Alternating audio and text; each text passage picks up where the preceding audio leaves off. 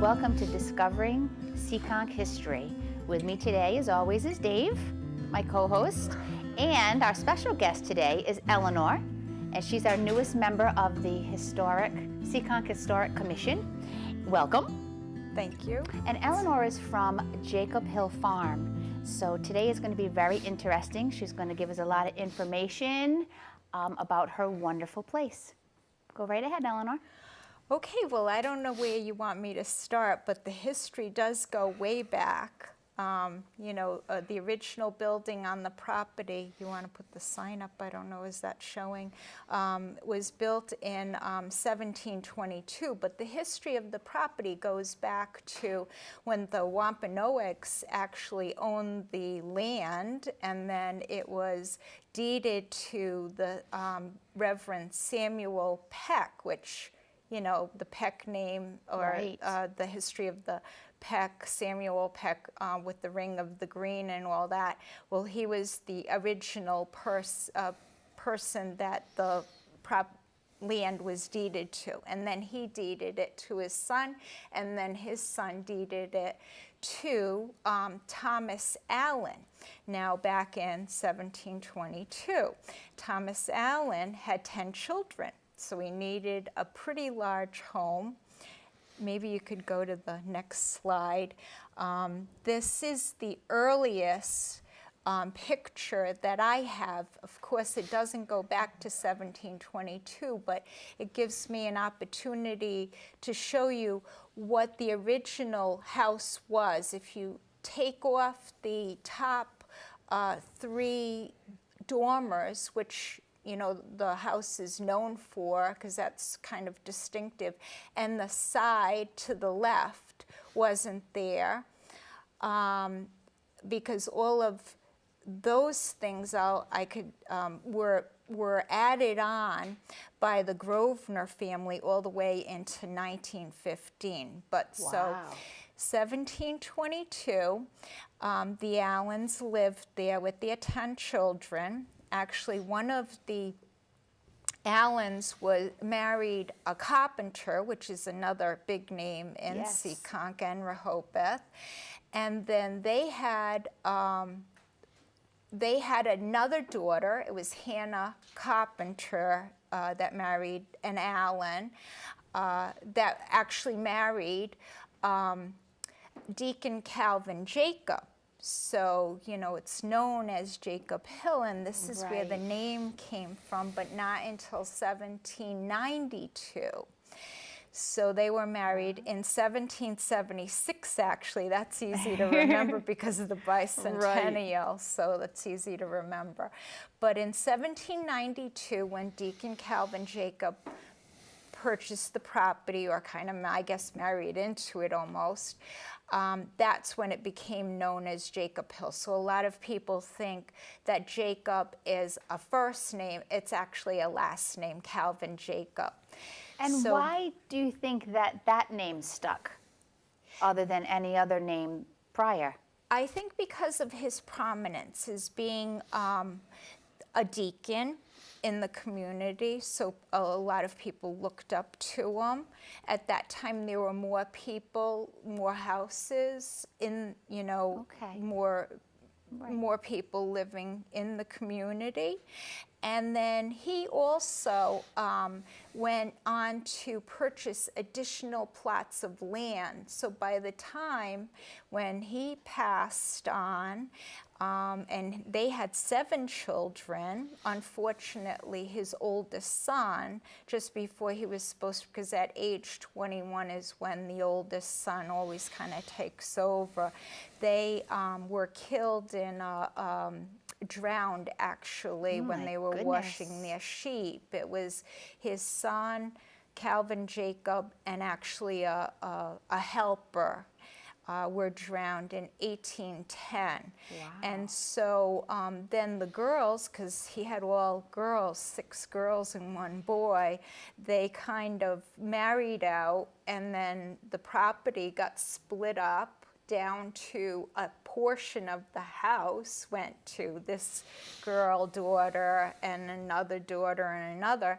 and then eventually one of the daughters married, I think it was Cushing, and they purchased from the other daughters the property, and they ended up as the whole property. So this went on for about 100 years. And then the next kind of exciting thing, and you can advance it because that's a better picture, where you could see the next thing is in 1915, the Grosvenor family purchased the property. Now, they were from the east side of Providence, and they were pretty wealthy. They used to ride their horses in Seekonk. Seekonk was kind of known at that time in the early 1900s as, I always say, the countryside to Providence, because a lot of people still don't know where Seekonk is, and I still call it the countryside of Providence. So they used to ride their horses, and so they saw the property, fell in love with it like Bill and I did. And they purchased it. They did a lot of changes. You see across the top, they added the rounded dormers, which are pretty distinctive. There aren't too many houses with those rounded dormers. They kept basically the bones of the bones of the house. They added maybe some ornament to the front door, where you see the side columns, and I think it's called the pilaster across the top. And there is some dental molding right underneath the roof line that was added. On the right side, you see the railing that was kind of like a entrance that was added. And on the left is what you see now. If you go back to the Dave, do you want to go backwards one slide to that other one? If you look at you have a good view of what was there before. Now, that was taken down in the hurricane of 1954. Across, that's called a sleeping porch, and it's the same ornamental molding across the top of it as what you see, what we still have on the other side, but it kind of made it symmetrical. So you look at the front of the house and you have something on either side. The bottom of it originally was open. And there's a tile floor, like a terracotta tile floor, that is still there today, and that's still used. And so what at this point is probably when the Hunt Club was going, they enclosed the bottom floor. But the top floor, the second floor of that sleeping porch, is what they did was that's attached to what was the master bedroom, and there was a doorway. So on a hot summer night before air conditioning, they would go out and sleep in a screen enclosed sleeping porch in hammocks to cool down, to keep cool. So you can go back to the next slide, and again see the ornamental molding on the right, and to the left that is after what was replaced, and we still have that. That's like a Florida room, but no sleeping porch because now we have air conditioning when we need it. I guess we could go to the next one. That just shows the side. Another big addition that was put on is that whole side portion, and that was the servants' quarters. You know, the Grosvenors, like I said, they were pretty wealthy, so they had servants to help them with their daily things. And also the top of it was dormered out. So now, originally there would be a stairway going from the first floor to the second floor, going from the front door. Dave, I'm sorry, can you put it back to the previous? Sure. Sorry to be going back and forth, but see that middle door?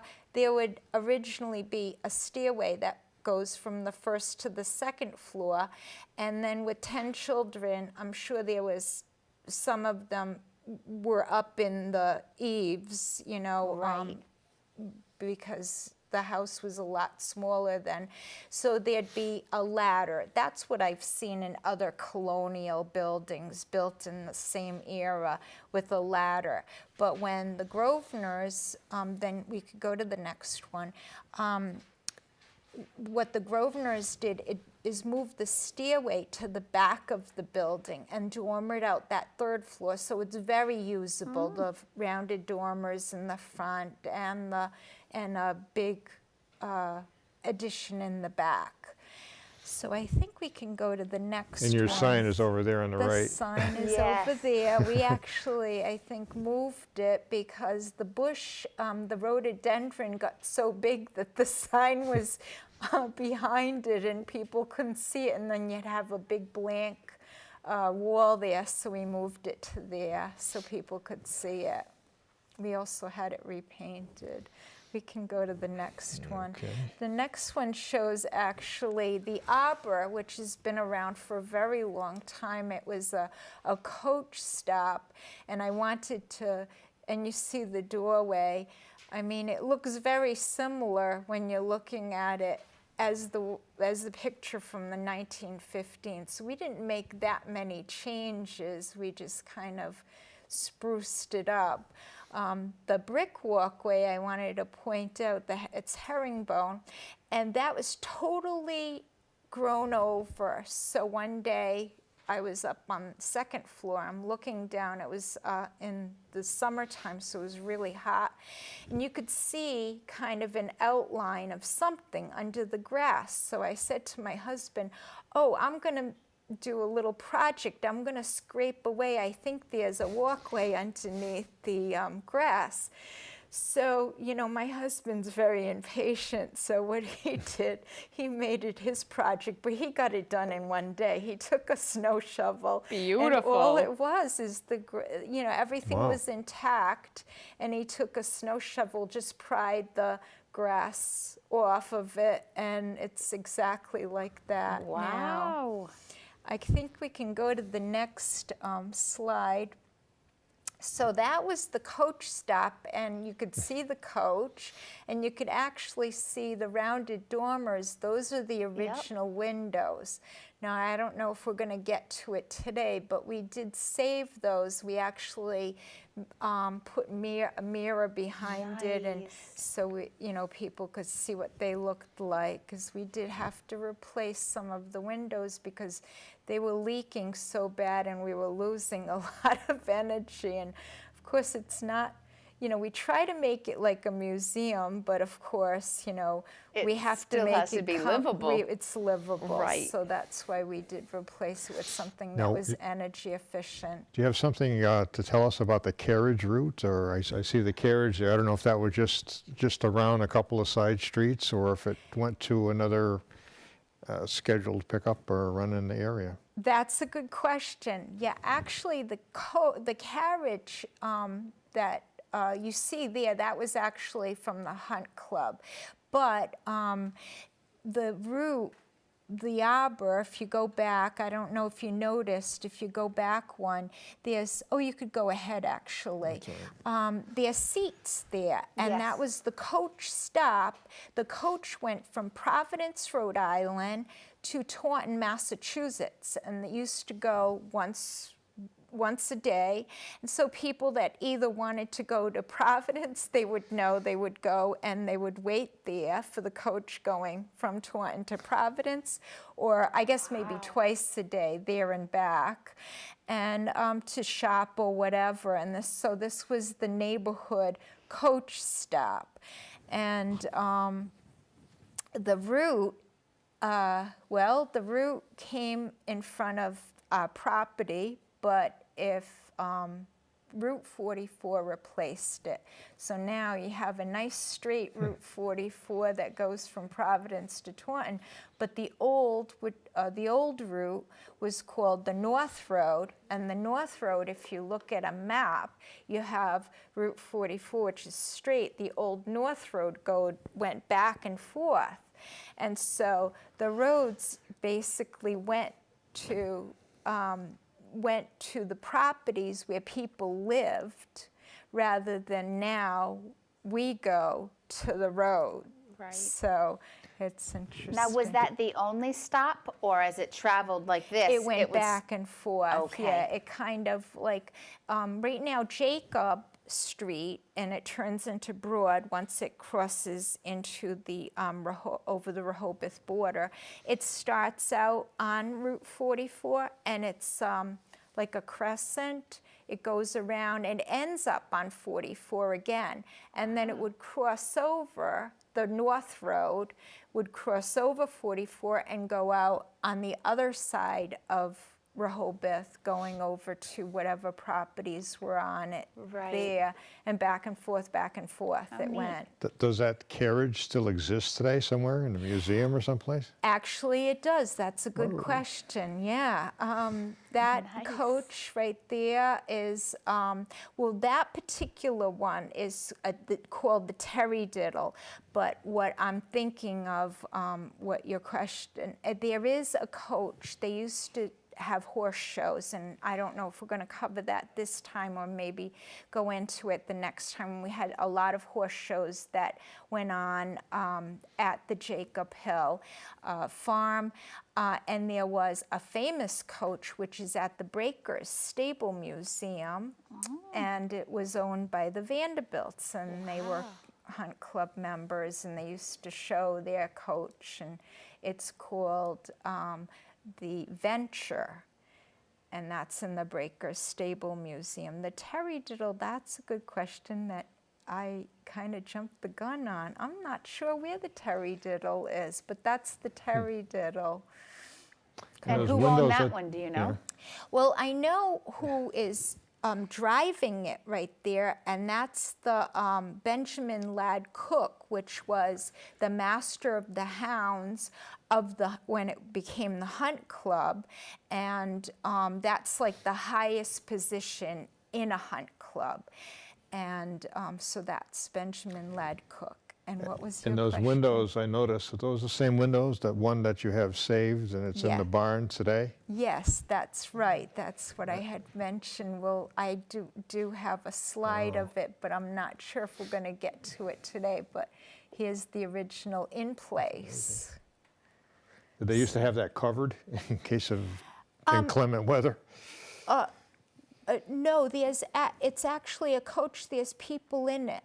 See, there's like I don't know. It's not a very good picture. I'm sorry, but there's people in the coach. Yeah, so they would keep them. They would keep it in like a barn. In other words, the original. We have 3 buildings on the property now. One of them was the original barn, and it was converted to a carriage house. That's what a carriage house is, right? They used to keep their Yes. carriages in it. So it's like a garage for coaches, right? So that, That's interesting. that Yep, I guess see that the people answers in you. there. Yeah, there's like a door, Yep. and Yep. there's people sitting inside. And then there's a lot of people up top, that's on a nice day. It's a nice ride to be outside, but there's people inside as well. Very neat. And that photograph was actually worse than that. I enhanced it on the computer. Oh, did And- you? and it was really terrible. Goes back to the 1920s. We're getting So, Go back to this one again. Go back to.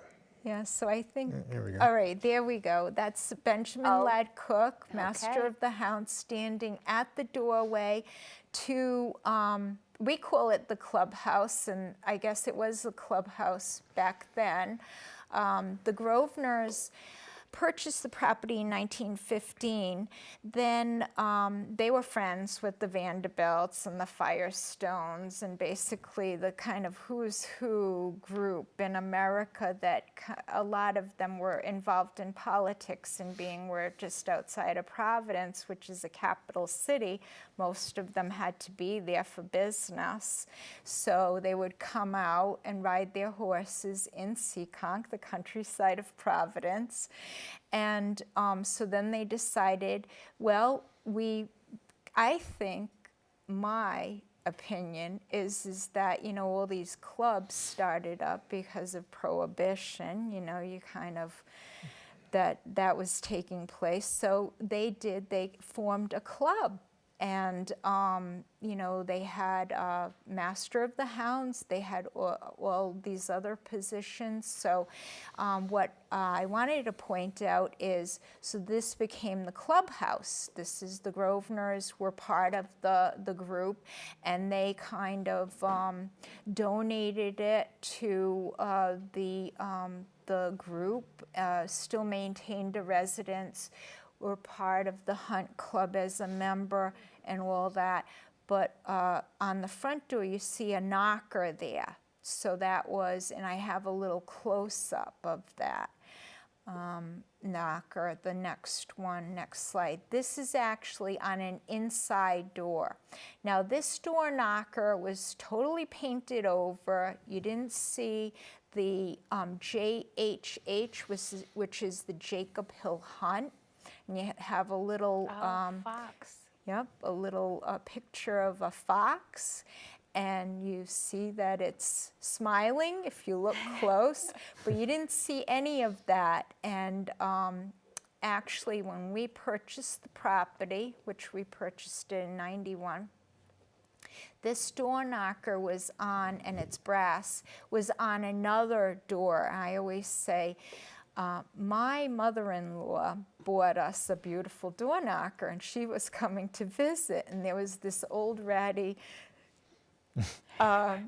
door knocker, and it was totally painted over. You couldn't, you know, it didn't have any significance to us, but, you know, we wanted this horsehead door knocker, which is on our side door now, to be put up so she could see it. So we kind of threw it down to the basement, this one, not really paying attention to it. And then finally, you know, we were cleaning out one time, years later, and my husband started, you know, scraping it off and polishing it up. And he sees the Jacob Hill hunt with the fox. And we put two and two together. You know, the previous picture actually came from this book, which was the history that Dr. Earhart had done. And I saw the picture in there of where it should have been, and it put two and two together. I say that the fox is smiling because he doesn't have to worry about being killed, because what they did do is they used to keep fox caged, but fed them really well. And what they used to take is the blanket on the morning of a hunt. They would take the blanket with the scent and drag it through the field. So then the riders, the hunters would come and actually release the hounds. They were called hounds, not dogs. And they were prized, and there were prizes for the hounds too. And they would release them, and they would follow the scent like a real fox hunt. But no fox ever got killed, which was a nice thing. So he's smiling. Isn't that a funny story? Yeah. Honest. So no foxes were ever killed. No. But they would all go out on this hunt, and they would know that there wasn't a fox out there, correct? Right. At the end, there would be like a flag that, you know, they would know that it's the end. Yeah, that it's the end of the hunt, and it was time to go back and to the clubhouse and have, you know, a nice breakfast. Right. And yeah, a couple of drinks. The men would go to the smoking room. The women would go, you know, to, you know, another room. Right. And yeah, so they would have Interesting. So I guess we could go to the next one. Want to That's now? a great story. It is. Good. I'm glad you liked that. And I didn't make it up. Okay, what we're looking at is actually inside the dining room. What we have, we call it a gathering room. And actually, this is a cooking fireplace. This is one of the original fireplaces in the building.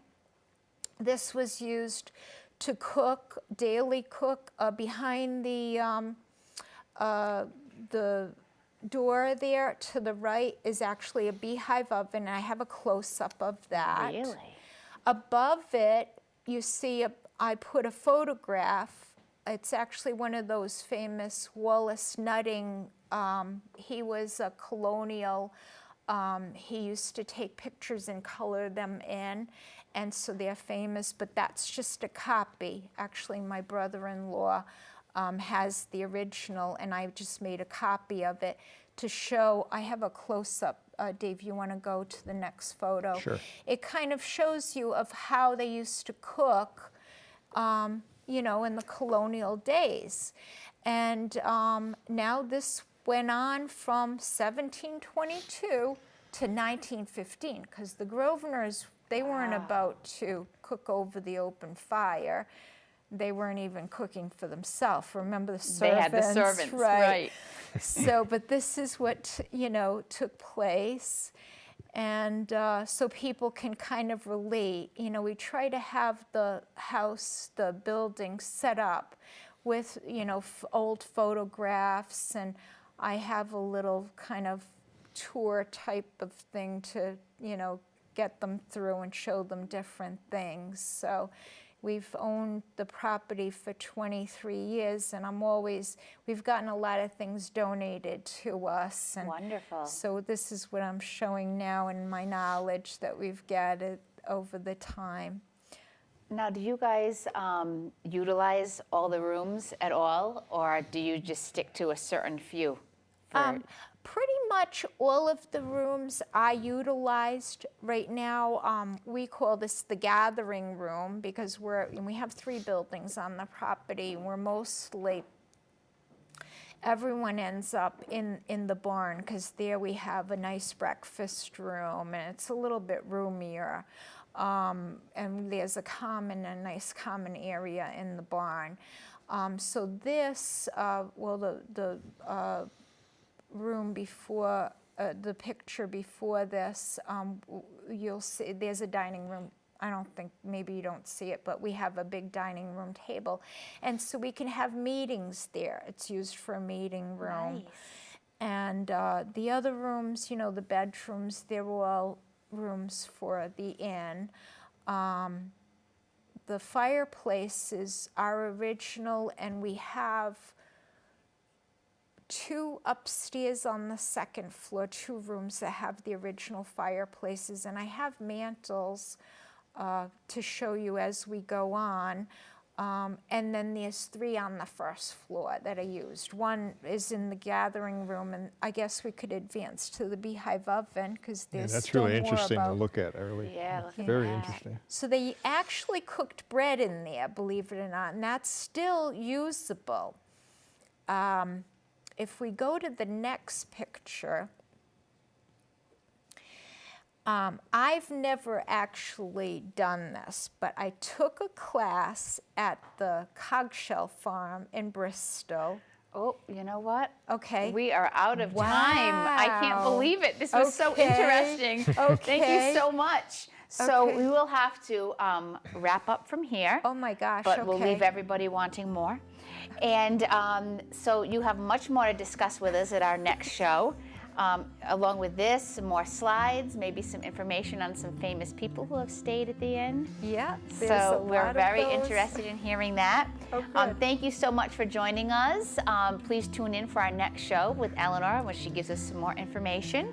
And just to let everybody know, you can sign in and check out some information. We have a new Facebook, Historic Seekonk.